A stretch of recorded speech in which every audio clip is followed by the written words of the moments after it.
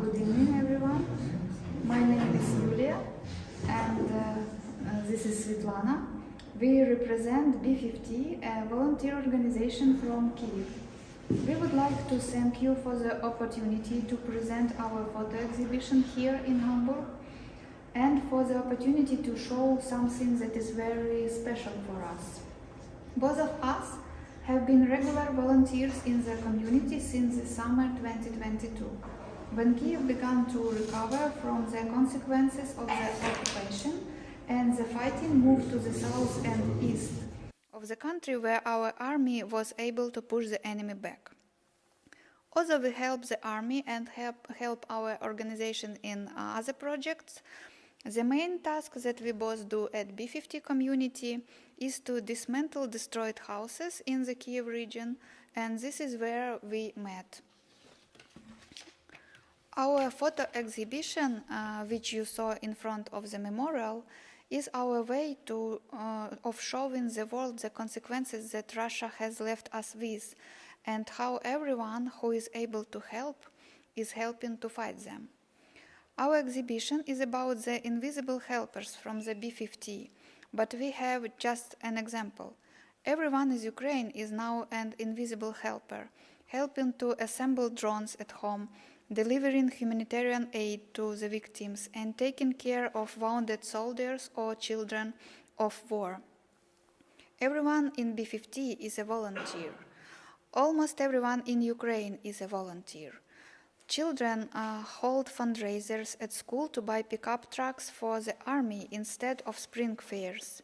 Grandmothers spend their evenings weaving camouflage nets and knitting warm socks for soldiers instead of sweaters for their grandchildren.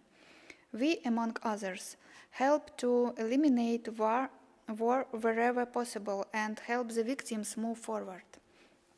First, we want to tell you about our community, because we understand that this is not a typical type of charitable organization, or rather the kind that should exist in the modern developed world. It was strange for us once too, but since 2014, when Russia annexed the eastern regions, and with the beginning of the full-scale invasion 2 years ago, it's no longer a strange thing. We will also show you exactly where we work and what Moshun looks like. Our work on cleaning up the destructions and arranging children's bomb shelters, and tell you personal stories and memories. So let's start with what B50 is.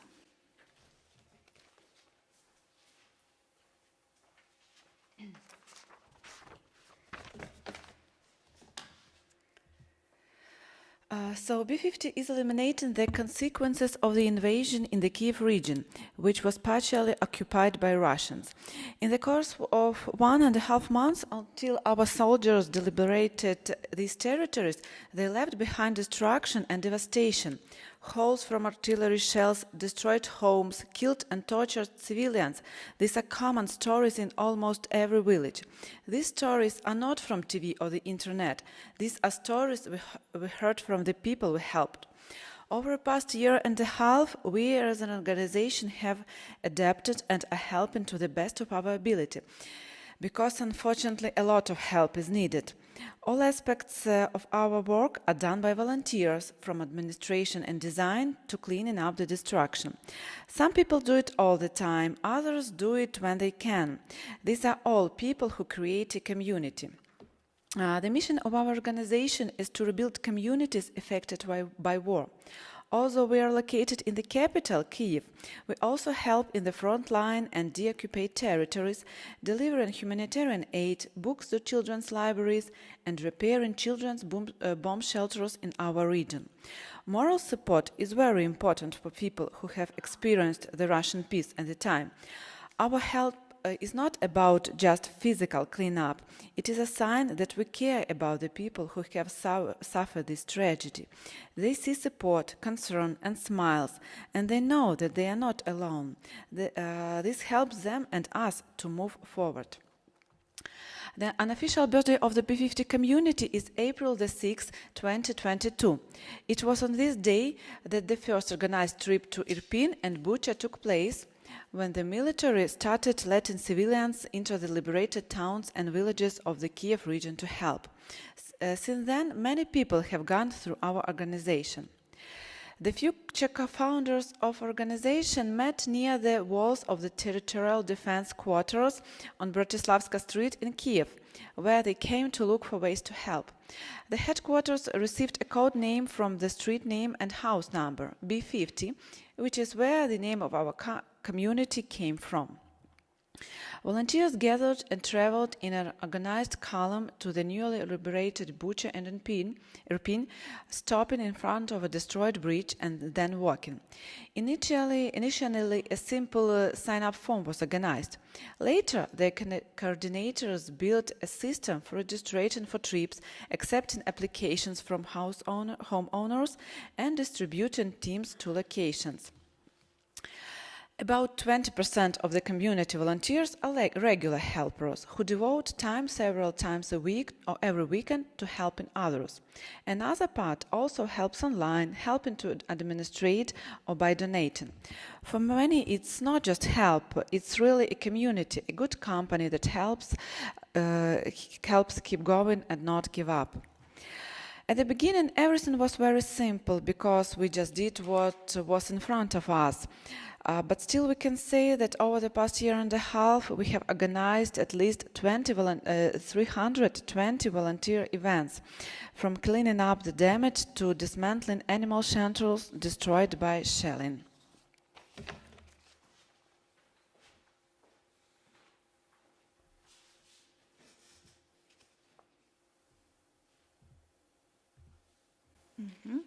We usually get together around 8 or 9 a.m. in the morning and work until the sun is shining or we get tired.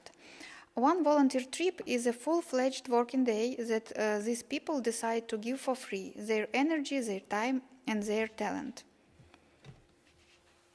Over the past year and a half, we have also developed as an organization. We have divided the areas of assistance and developed separate programs and projects. We are an official organization and work in accordance with the law, submit reports, and take the process seriously. This allows us to receive grants and show donors that we are trustworthy because we understand that this is important. The rubble removal was our first project. It's called Clean Up. It's not just about dismantling the house, it's about cleaning it up and making sure that the owners no longer see what was precious to them, but now just ruins. It's very difficult, but it allows the owners to say goodbye to the past that has been destroyed and start building a new world for themselves on a clean foundation. This kind of help is also important for volunteers. For many, such physical labor is an opportunity to feel and see the result of the help with their own eyes and to contribute to a common cause as a team. Through this physical fatigue, they get rid of the negative energy that accumulates during the week due to the constant terrible news. Cleaning up the ruins eventually turned into reconstruction. Educational institutions are not allowed to teach without an equipped bomb shelter. Parents lose the ability to provide for their families while staying at home with their children. Some of the basements of school and kindergarten meet basic safety criteria and can be used as a shelter if they are repaired. We help schools and kindergarten to repair these bomb shelters, giving children the opportunity to learn, to be with their peers, to feel that at least part of their lives is normal. Our first project was a kindergarten in Bucha, a small town near Kiev. Here we turned an old basement into playrooms for children, bringing life back to this devastated city. After the renovation work is completed, volunteer artists take over the work in these bomb shelters. They paint themed pictures on the wall, turning this basement into classroom and playrooms. In this way, they do not differ from the rooms upstairs, which are ordinary schoolrooms.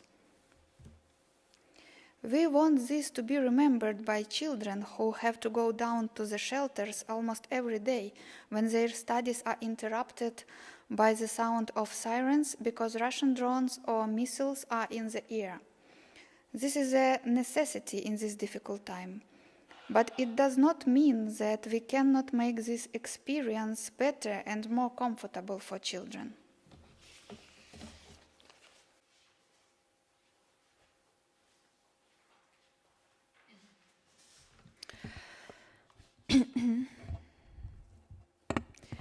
B50 also helps children in frontline areas or where the Russians have already been. They leave behind destroyed schools and libraries, often burning Ukrainian language books. We have selected 50 of the best educational books on various topics to rebuild these libraries. Plus, it's a good way to cheer up the children who have been through so much. In this way, kids from the entire community will have access to modern literature about developing their skills and critical thinking or choosing a profession. These are encyclopedias, books on inclusion, politics and financial literacy, history and science, a mini library for the growth of a smart and developed generation of Ukrainians. B50 also frequently helps animal shelters. The shelter in the photo was shelled by Russian artillery and many animals were killed. Here we are helping to dismantle the destroyed enclosures to allow for the new ones to be built. The shelter also takes in animals from the villages in the Kherson region that was flooded after the Kakhovska hydroelectric power station dam was blown up. We like such days because for us communicating with the animals in the shelter is a kind of recharging of energy. This year we have moved to proactively promote volunteering. We are a country of volunteers, but we also want to engage a wider range of people, those who think that they have nothing to contribute, to develop volunteering as a habit. We interview our volunteers and organize corporate volunteering. For almost a year now, our first photo exhibition has been on display in Ukraine, and now we are showing the consequences of the invasion to the whole world.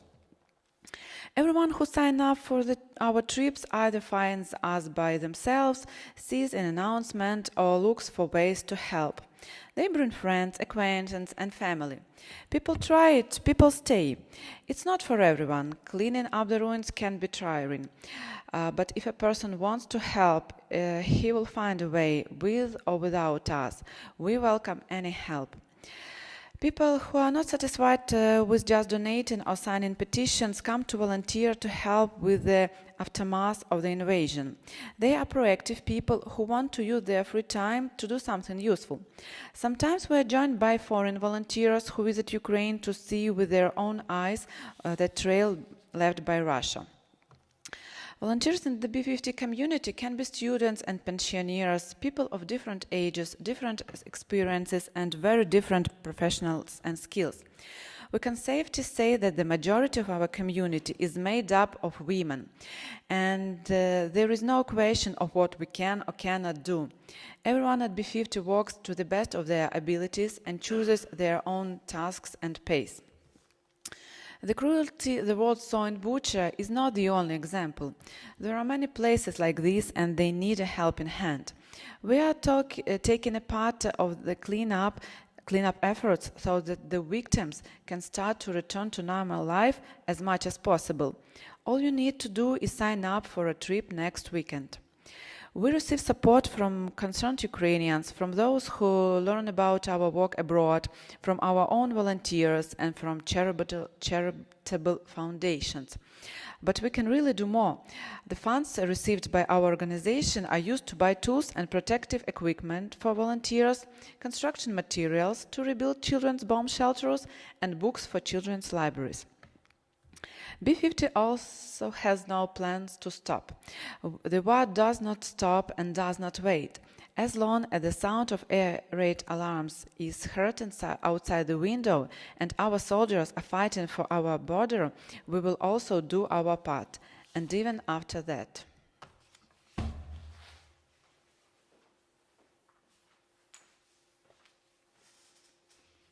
The village of Moshun, which you can see in the photos of our photo exhibition, is our place.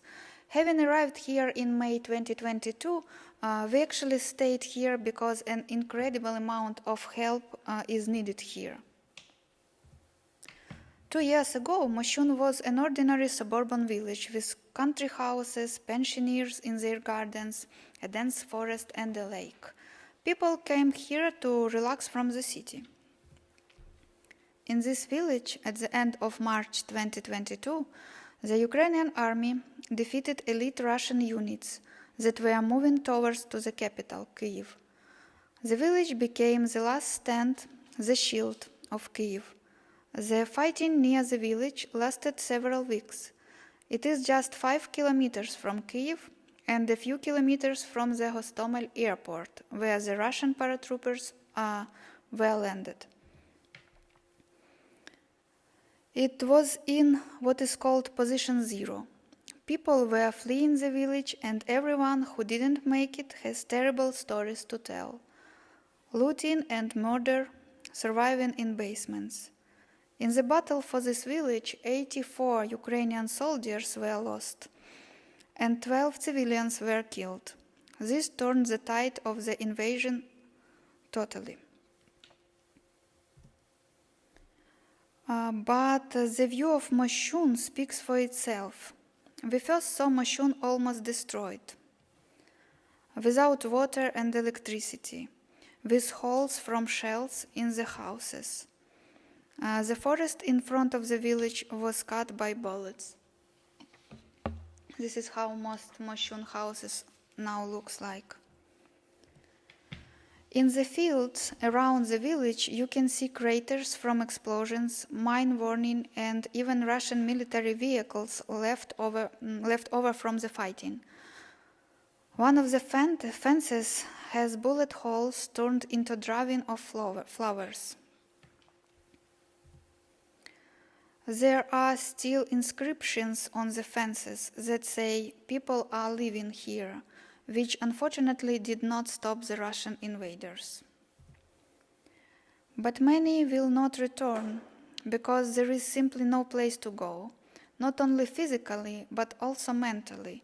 This place is filled with terrible memories, and the life they would like to return no longer exists. The village is coming back to life, or rather trying to live on. There are small shops, a post office, a humanitarian and medical headquarters, and buses running. Volunteers are also coming here like us.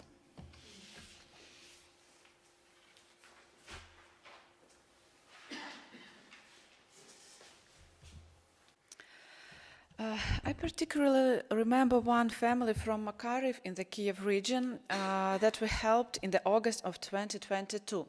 They did not leave their place, their home, until Russians occupied the part of the village. A 15-year-old boy, the son of the owners, was evacuated by his classmate on a moped. It seemed scary and almost unreal to me, 2 teenagers on a moped riding under fire. The boy's mother evacuated relatively normally with her friends, and his father stayed at home because he could not leave his paralyzed mother. They stayed in Makariv until the electricity, gas, and water went off. And then this man teamed up with his neighbor who had the same situation with his mother. They poured the rest of the fuel into one car. Somehow they put sick mothers on the back seat, and they drove to the west of Ukraine. Unfortunately, the owner's mother died there.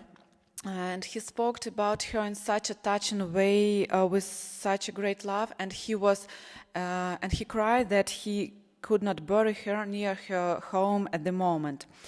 The owners were very friendly and welcoming, so we were not at all surprised when the half of the street came to help B50 volunteers. There were teenagers, the son's classmates, adult men, friends of the owner, and young guys, just their neighbors. Together it was easier for us to dismantle the large ruined house, where there was a lot of work to be done. The heat was a big challenge this day. All day long, our team walked under the scorching sun. To escape the heat, we drank 18 liters of juice that had survived the fighting in the basement and was generally given to us by the owner. After a long day of our work, they suddenly threw up a real feast for us. It was really unexpected because we are not used to this. We do not expect people who have lost almost everything to take care of us. Having neither a house or a kitchen, the woman cooked a bunch of dishes somewhere at her friend's place in the other part of the village, and her husband brought all the pots and pans by bicycle. Hosts, neighbors, volunteers, we all had dinner together and recalled the horrors that the residents of the Kiev region experienced in the spring of 2022. With tears in his eyes, the owner thanked us for our help and for not leaving them alone. A year and a half has passed. I've been to many locations and I heard many stories. The stories that hurt me the most are those of little children who were sitting in basements, left without homes, sometimes without parents. We found this toy in the village of Zahaltsi, where we helped in the autumn of 2023. For me, the teddy bear is a symbol of a ruined childhood because all Ukrainian children became children of war. I really hope that the children who played with these toys is now alive and healthy and is small enough not to understand or remember those terrible events.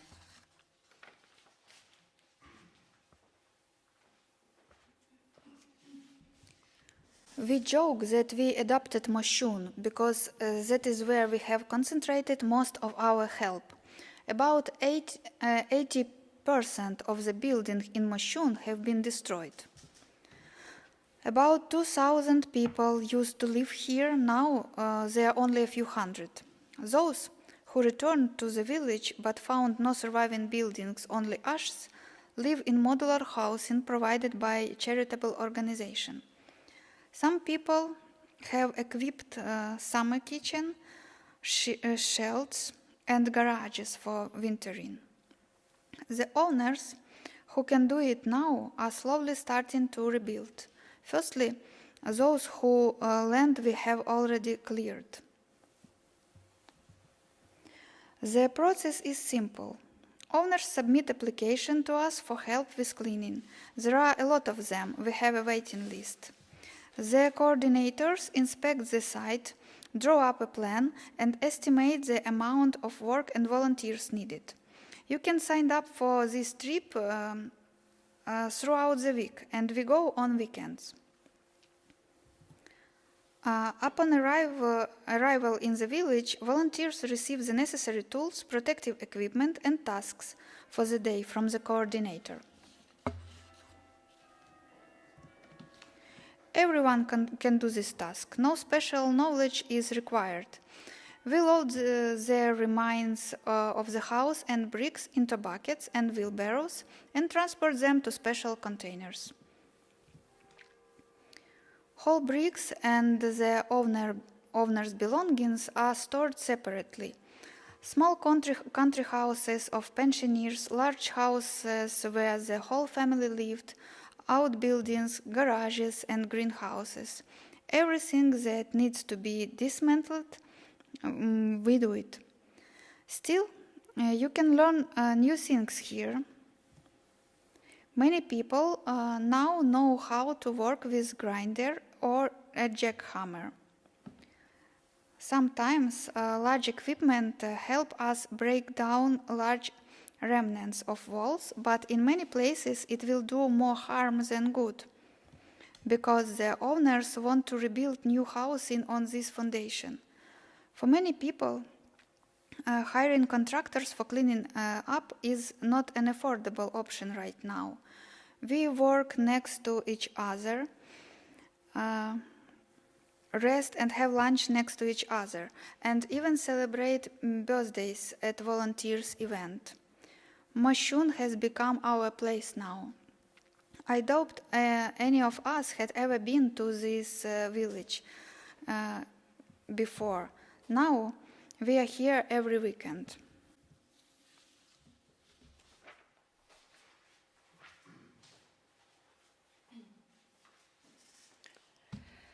For almost 2 years now, our volunteers have been searching through the ruins to find reflections of the past, surviving items that just waiting to tell their own story. Every item we pull out of the rubble was once important or precious to someone. The plates are witnesses of dishes, or witnesses of dinners and family celebrations, and the cups must have been used to drink the most delicious coffee or tea. And every toy we find reminds us that not so long ago life was bustling here, and children's laughter could be heard. These things are a huge part of the past, telling the stories of people who once ate, played, welcomed guests, and simply lived their lives. These are things that everyone has at home. You brought them or received them as a gift. Someone spent a lot of time choosing them in a store or brought them back from vacation. And even though those things are often things just for us today, sometimes they mangled and burned, but let them be a testament of our ability to rise again after any challenge.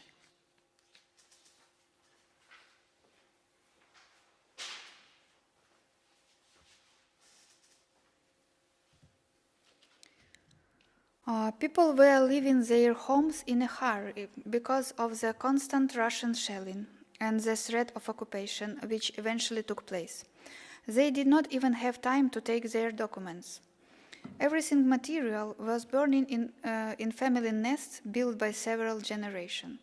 We saw burned cars and a rare motorcycle. At the request of the owners, we searched for family albums under the rubble. Unfortunately, the paper had no chance to resist the fire. Glass melts and take on strange shapes. Here, you can see an example of these melted glass bottles. Our volunteers touch the wreckage of the other people's life so often that they have stopped counting. I remember a story shared by Alexander from Lisna Street in the village of Moshun. In the first day of the invasion, he took his wife and children to a safer place, away from the explosions and gunfire that were already very close to the village. He planned to return the next day, as he had a dog in the yard, a Belgian shepherd named Max.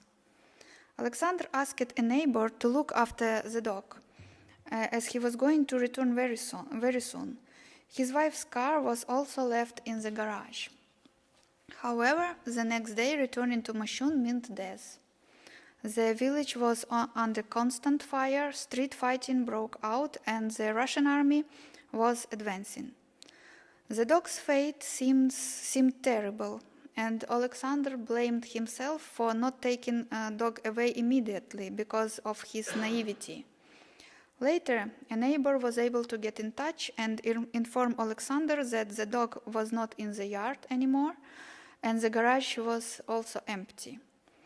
Then Alexander received a call from our soldiers. They explained that they had to take a car to evacuate civilians, and that Max was also in a perfect health. This story has a happy ending. We saw Max, and he's really fine. The car that helped save several lives was also returned. The garage, however, burned down, as well as the house. As we mentioned earlier, our reconstruction and shelters project turned gloomy basements into not only comfortable, but also bright and safe shelters for children from air threats. Missile impacts or falling debris can occur anywhere in the country during any of the declared air alerts. 54% of air alerts were announced when children were at school and had to go down to the shelter. The danger lasts from half an hour to 7 hours in a row. This way, children stay in comfort during air raids without any health risk, and we preserve their childhood and psyche. Now, we are working on renovation a children's bomb shelter in the village of Zavorichi in Kyiv region. For many weekends in a row, our volunteers have been making repairs there and then painting murals on the wall. This was the basement where the local hid during the occupation of the village at the beginning of the Russian invasion of Ukraine in March 2022. And they had a lot to hide from. Enemy shelling destroyed private houses and the church with 150 years history. The 4 rooms of the shelter for preschoolers and primary school students who study here will be completed soon. We choose a different theme for each shelter. Here it is Window to Nature. Murals of the ocean and desert already decorate these walls. And now video.